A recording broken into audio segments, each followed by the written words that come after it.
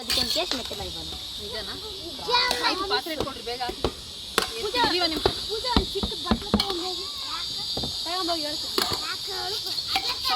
ಎಲ್ಲಮ್ಮ ಎಲ್ಲಮ್ಮ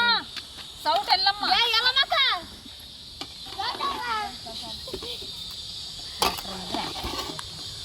ಒಂದ್ಸಲ ಸೌಟ್ ಇಸ್ಕೊಂಡು ಸೌಟ್ ಇಸ್ಕೊಂಡ್ರೆ ಏನೋ ಕೊಡ್ತೀನಿ ಬೇಗ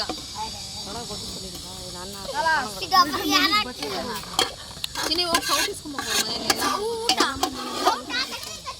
ಮನೇಲಿ ಯಾರ್ದು ಅದು